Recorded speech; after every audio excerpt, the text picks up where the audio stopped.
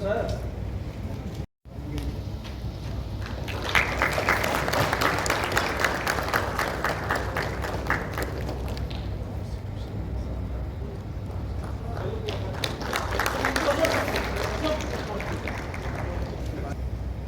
Hello, sir.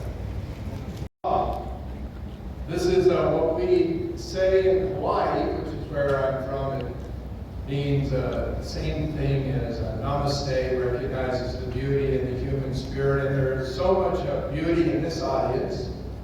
The combination of RV University and Jindal is something that I have come to truly appreciate. But let me first say,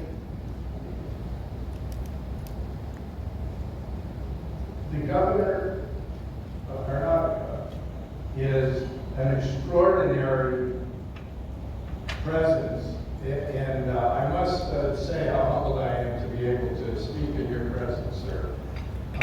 Let me explain a bit why. Hawaii has 1.5 million people, and you govern 70 million.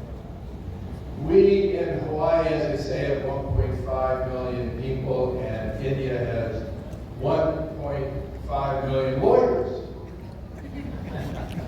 So it is a humbling experience to be before you as the great Vice Chancellor, who we call the Avatar of Justice, Vice Chancellor Kumar, and the Chancellor of RV University, Chancellor Berger, preside over an extraordinary enterprise that I'd like to speak a bit to, along with the great Vice Chancellor, Dwarka Unial. And that enterprise is to try to be real and try to be authentic about this idea of sustainable development. Okay, how sustainable is it? In my state, our second largest city burned to the ground, and 100 people died, and we're losing our major city. But with that said, it's an incredible place. It might be the most beautiful place on earth, sitting out in the middle of the Pacific Ocean. And Mr. Governor, we would be so honored if you could come to Hawaii. So please be our host if possible. And that is true of the members of this audience as well. Anytime I'm addressing, and you're all leaders just to have arrived here.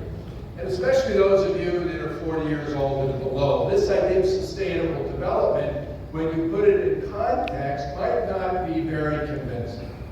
At least not if you are from Hawaii or in that age group.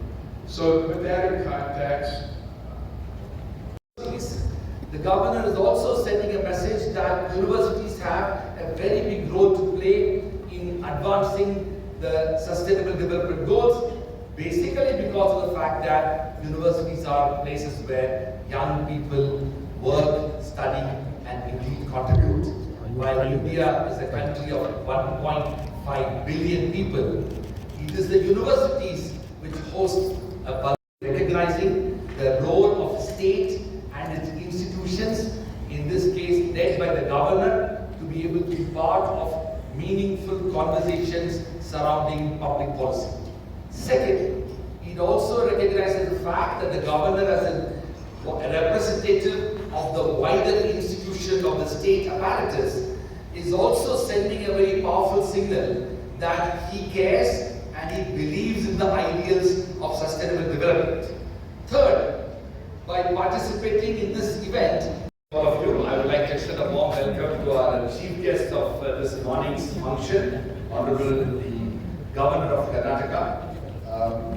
The Governor of Karnataka, who is the chief guest, is no stranger to us. We had the privilege of hosting him when we released the first edition of the Sustainable Development Report nearly 4 years ago. And we are truly fortunate that he is with us.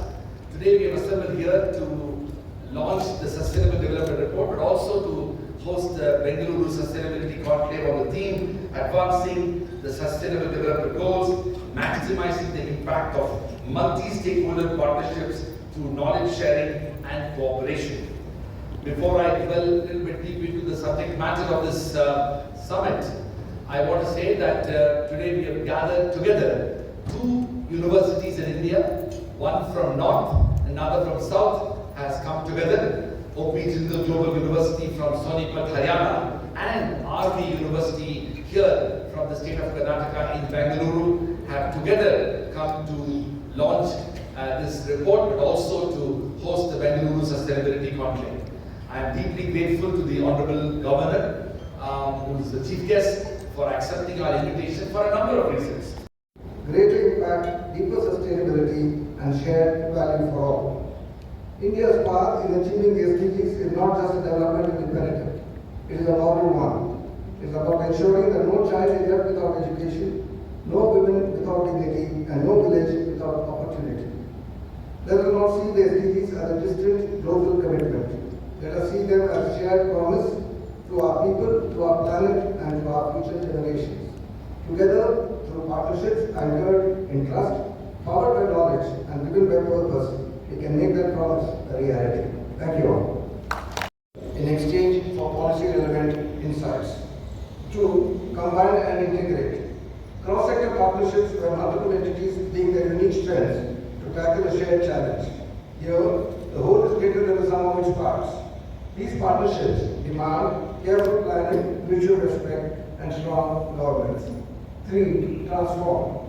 The most chief on the days, Justice Michael Wilson, Vice Chancellor, Jindal Global University, Dr. Rajkumar, Professors Mishra, Sudarshan, and Padmanabha, guests, students, respected colleagues, and fellow change makers. Namaskar. It is an honor to stand before you today to speak on a subject that carries deep relevance and urgency. Advancing the sustainable development goals by maximizing the impact of multi-stakeholder partnerships through stakeholder sharing and cooperation. India, with its 1.4 billion people, is not just a country of vast challenges, it is a nation of equally vast potential. For us, achieving the SDGs is not a mere checklist of global commitments. It is about transforming aspirations into reality, especially for the most vulnerable amongst us. So why does multi-stakeholder partnership matter? Across the globe, we have seen a growing recognition that no single entity, be it government, the private sector, academia, or civil society, can solve complex development challenges alone. The era of silo action is behind us. What we need today are partnerships that are inclusive, purpose-driven, and built on shared knowledge. Indeed, multi-stakeholder partnerships have emerged as a cornerstone of sustainable development. They evolved in response to the limitations of traditional top-down approaches